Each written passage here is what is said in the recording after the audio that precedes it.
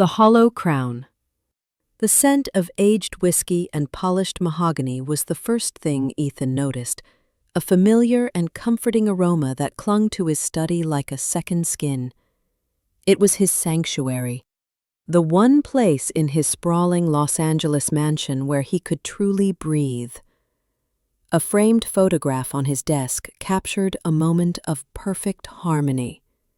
Ethan, with a smile that reached his eyes, his wife, Sarah, a vision of elegance in a flowing white dress, and the patriarch of the family, Old Man Caldwell, raising a toast.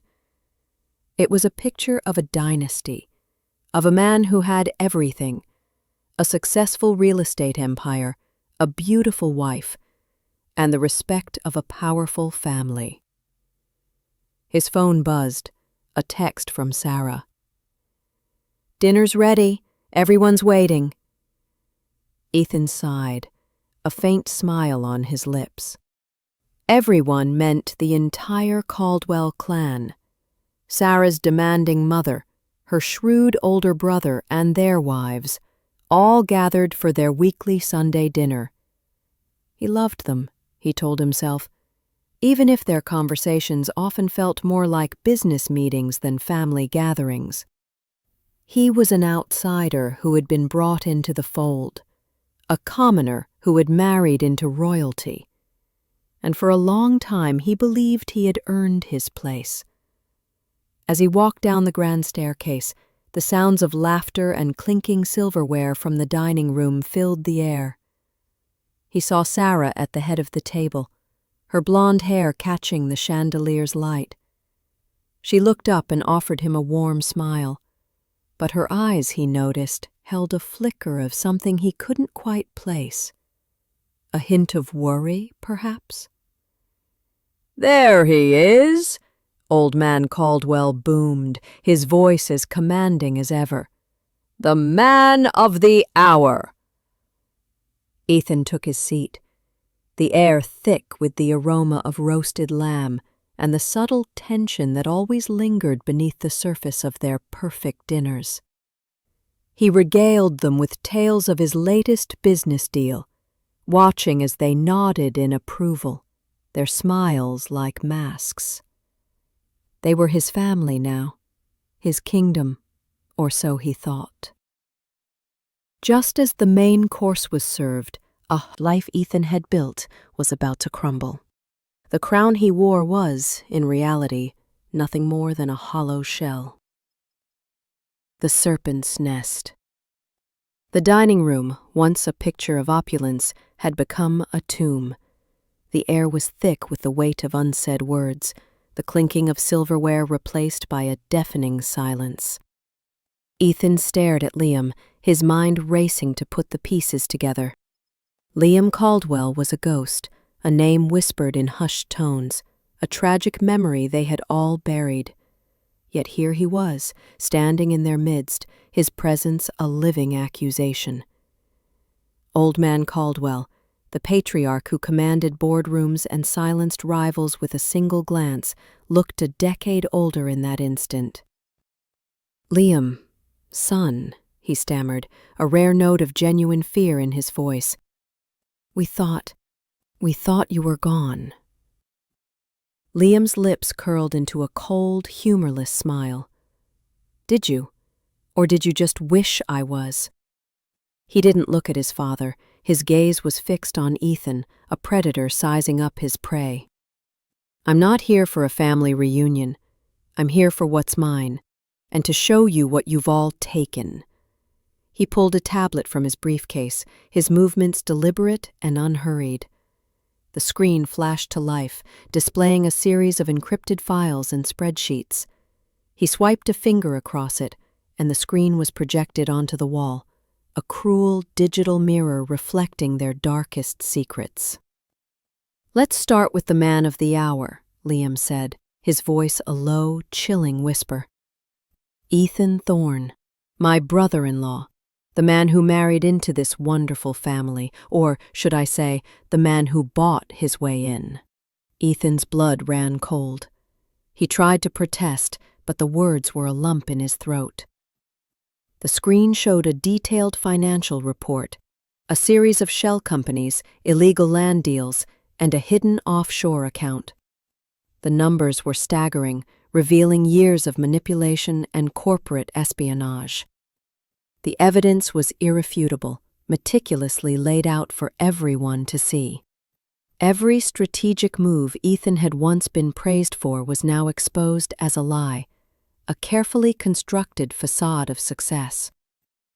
These aren't just the man who had once felt like he had everything, now realized he had nothing. He was a pawn in a game he didn't even know he was playing, and Liam was the master puppeteer pulling the strings. The serpent's nest had been disturbed, and Ethan was trapped in the middle of it. Iam's betrayal. The projected images of his crimes faded, but their residue lingered in the air, a poisonous fog.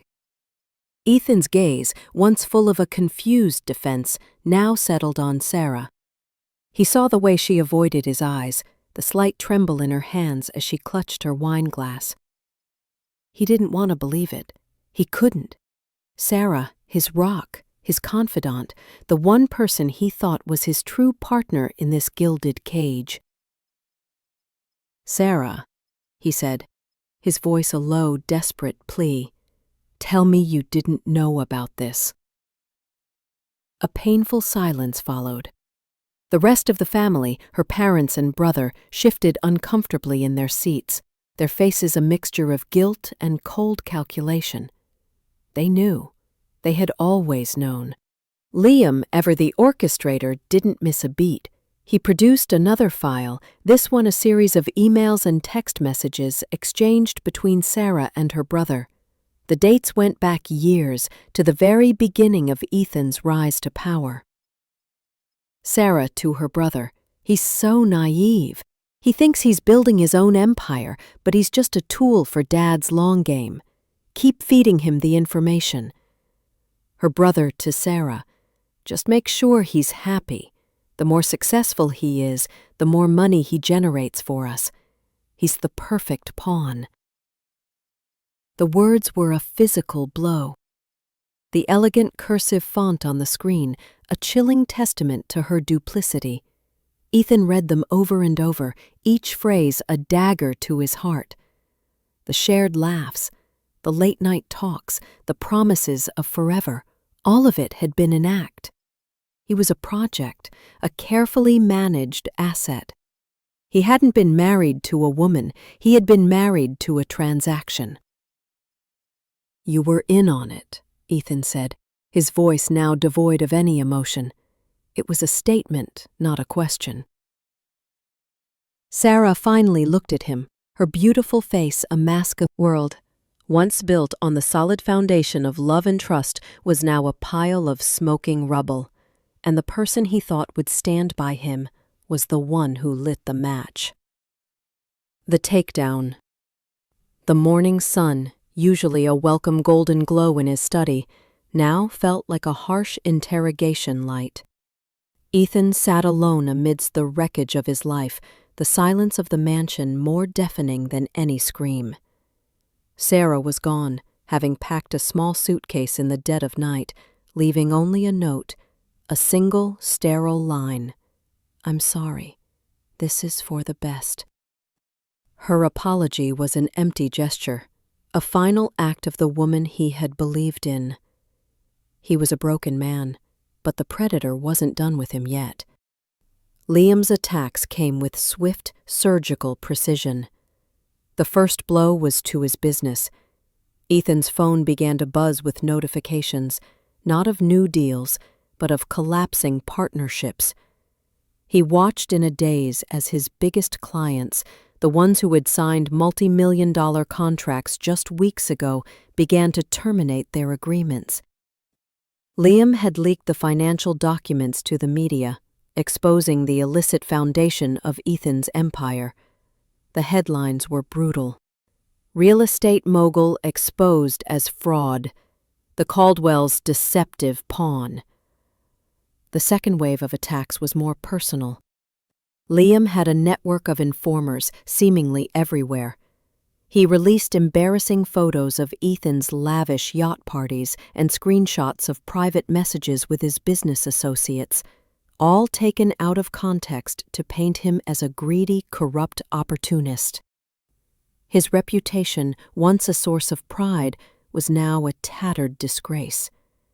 The same people who had once vied for his attention now crossed the street to avoid him. One afternoon, Ethan watched a news report from his study. The camera panned over the empty offices of his company.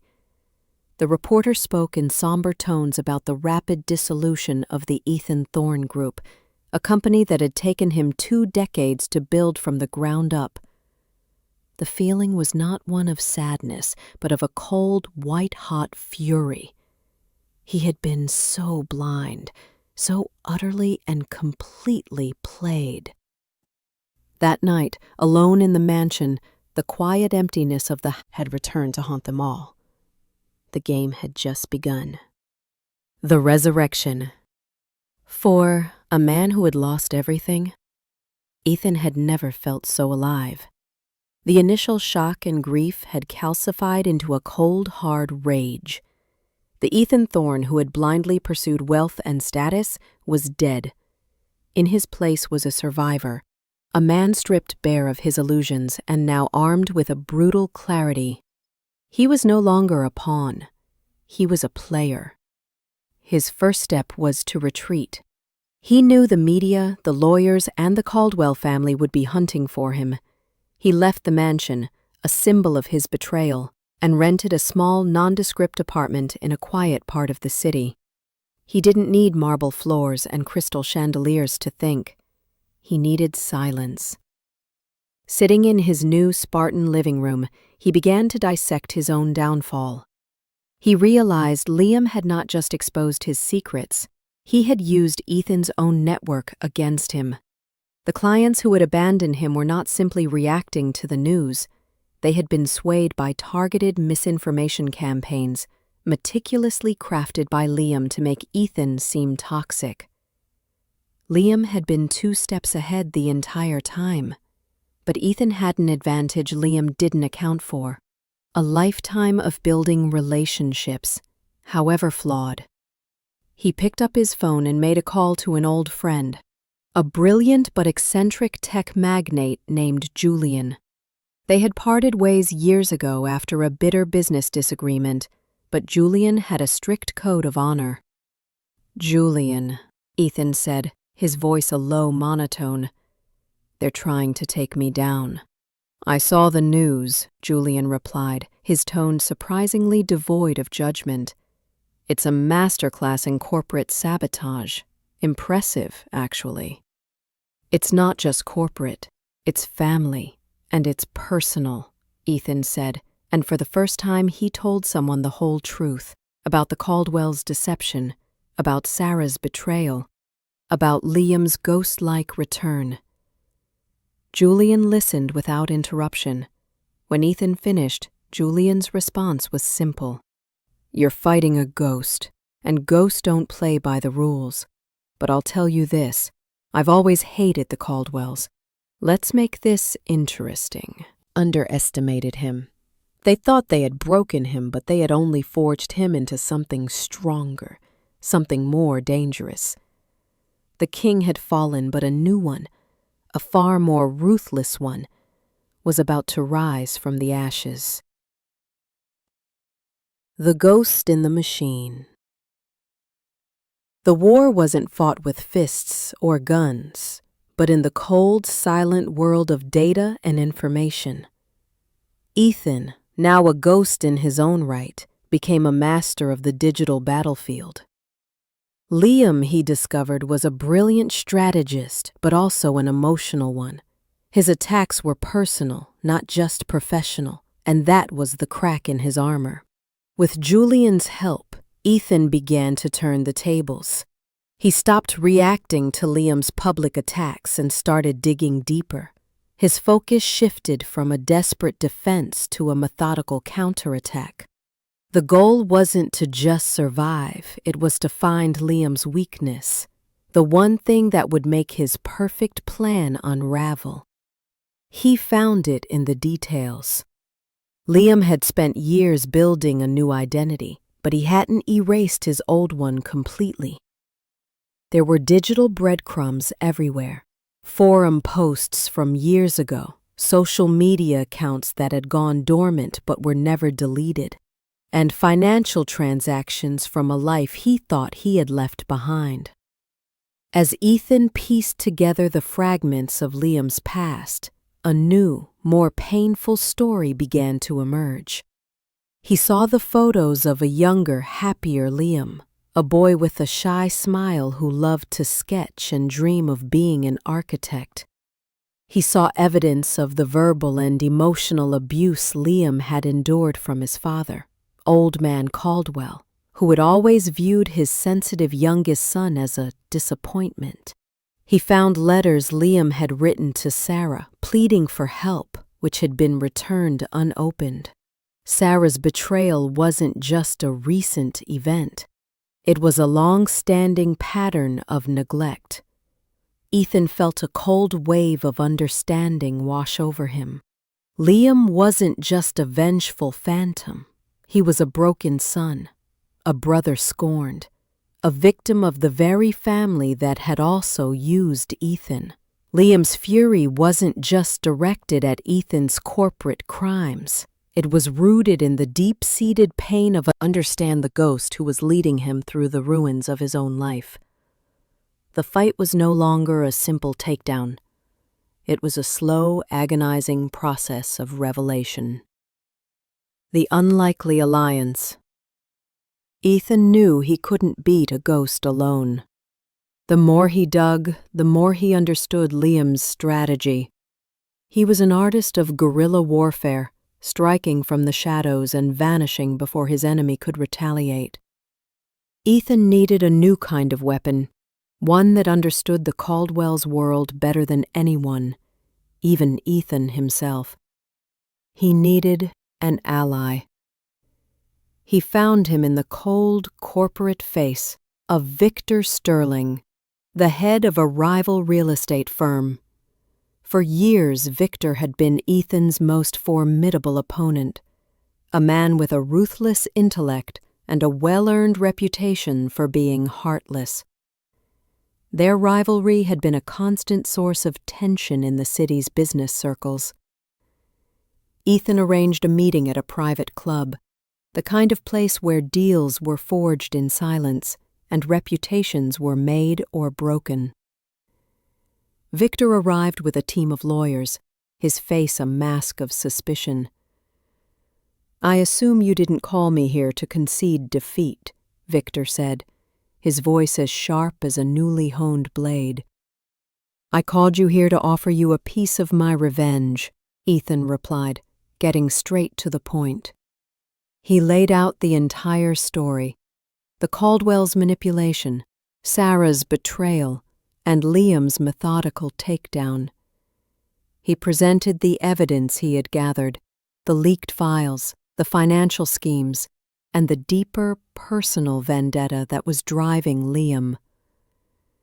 Victor listened, his expression unchanging, a chess grandmaster analyzing an opponent's move. When Ethan finished, the room was silent. "You're a fool, Thorne," Victor finally said, but there was a flicker of something new in his eyes. Not mockery, but intrigue. "You were a pawn, but you've learned to play the game." He stood up and walked to the window, staring out at the city skyline. "The Caldwells have been a cancer on this city for decades. I've always known their empire was built on a foundation of lies. The alliance was sealed with a single, firm handshake. Two rival kings, once at war, now stood united against a common enemy. The game had just shifted. Liam, the ghost, was no longer just hunting a single man. He was about to face the combined fury of two of his family's greatest rivals.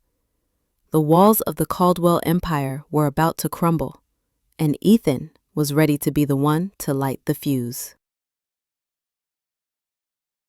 The alliance between Ethan Thorne and Victor Sterling was a cold, calculating machine, and its first target was Liam's perfect anonymity. While Liam had meticulously erased his digital footprint from his current life, he couldn't erase the past. Ethan and Victor's combined resources allowed them to dig into the deepest, darkest corners of the Caldwell family's history, a place where Liam's own secrets were buried. They found it in a dusty, forgotten police report from over a decade ago.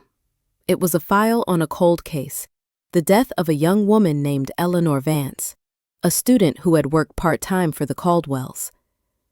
The official ruling was an accidental overdose, but the report noted several inconsistencies, including a lack of a formal autopsy and the hasty cremation of the body, ordered by none other than Old Man Caldwell himself.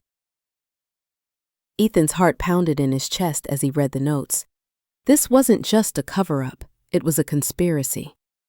Liam had been the one to find her body. The report mentioned a young man, a Caldwell family member who had been emotionally distraught and had tried to save her. That young man was Liam. They didn't just hurt him, Ethan said, his voice a quiet whisper. They made him complicit. They forced him to cover up her death. Victor's eyes narrowed, a predatory gleam in them. The motive. This isn't just about a father's cruelty, it's about a crime, and that's our leverage. The kill switch wasn't financial ruin or public humiliation. It was the truth, so dark and so personal that it would shatter Liam's carefully constructed world. Liam had returned to expose the Caldwells, but in his righteous fury, he had forgotten that he too was a product of their manipulation. They began to prepare the final attack. They compiled the police reports. The game was about to end, not with a whisper, but with a bang that would reverberate through the Caldwell family's legacy forever. The final confrontation. The air in the abandoned warehouse was thick with dust and the scent of decay. A single bare bulb hung from the ceiling, casting long dancing shadows. Ethan stood in the center of the room, alone.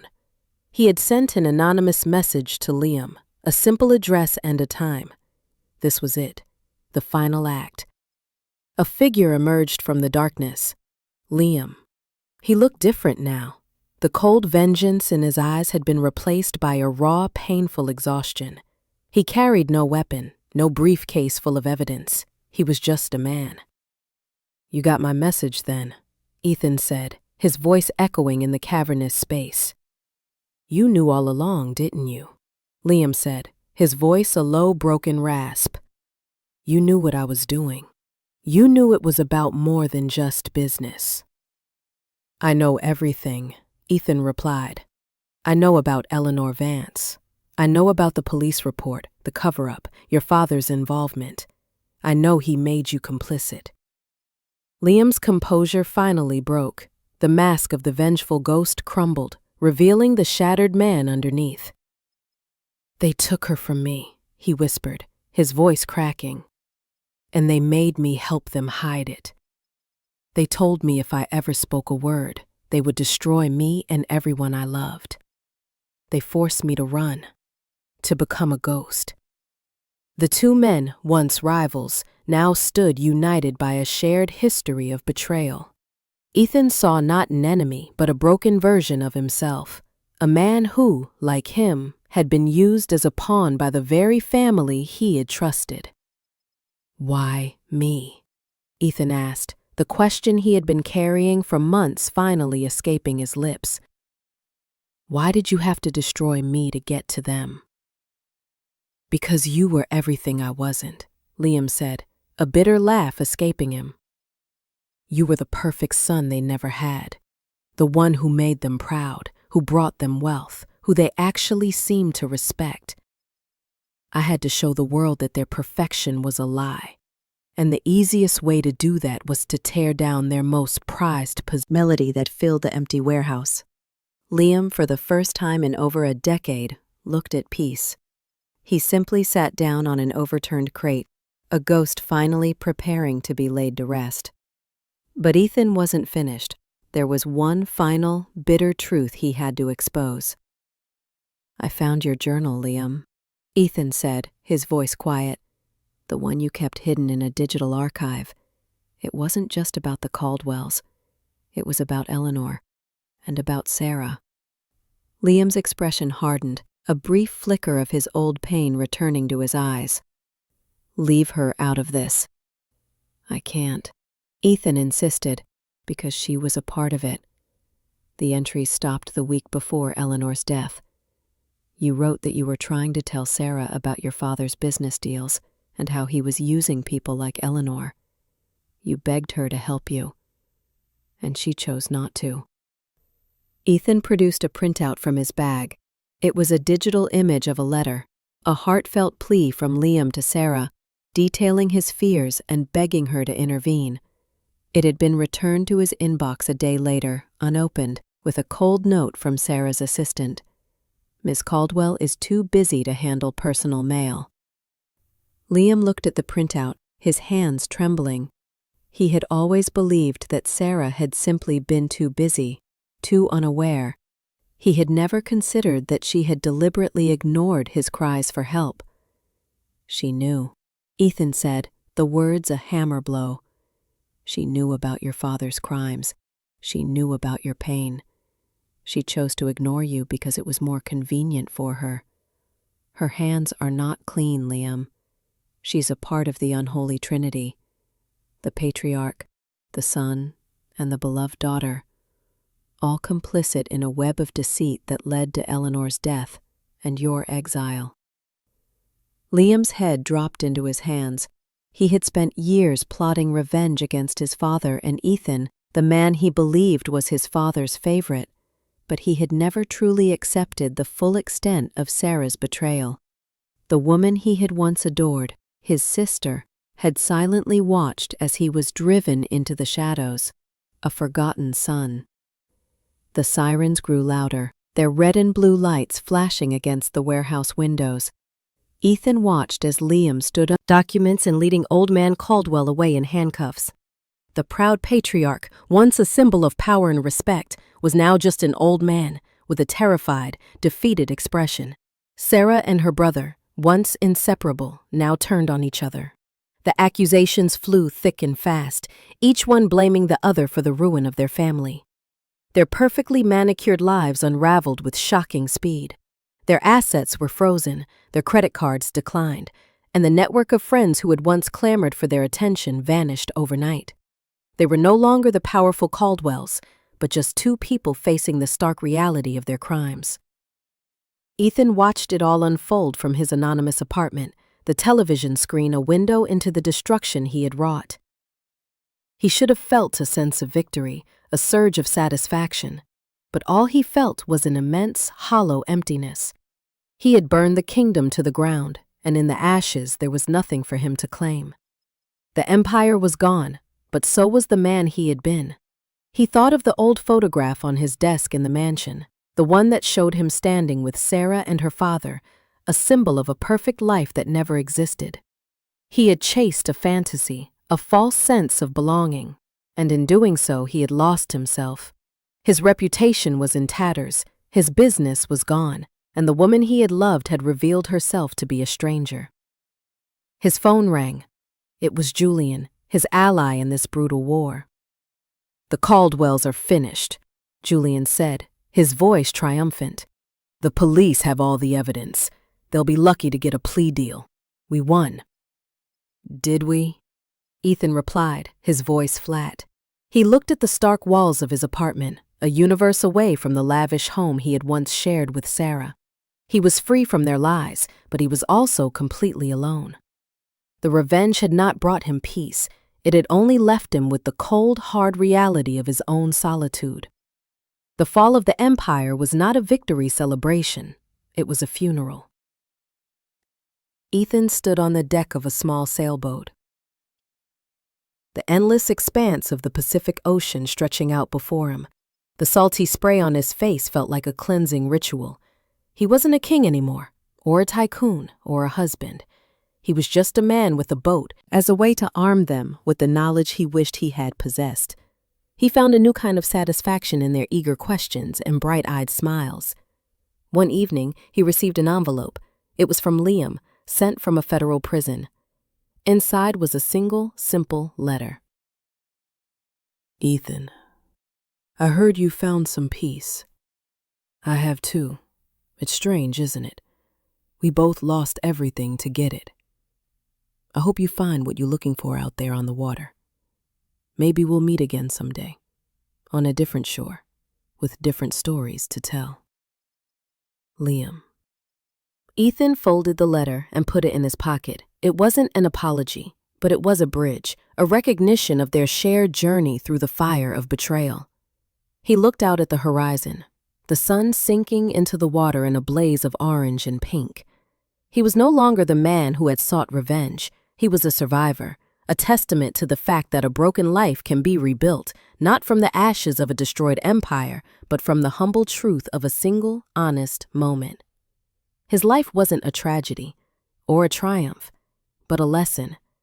And as he sailed into the sunset, he felt a flicker of something new, something that was 1,000 times more valuable than any crown or kingdom. Hope.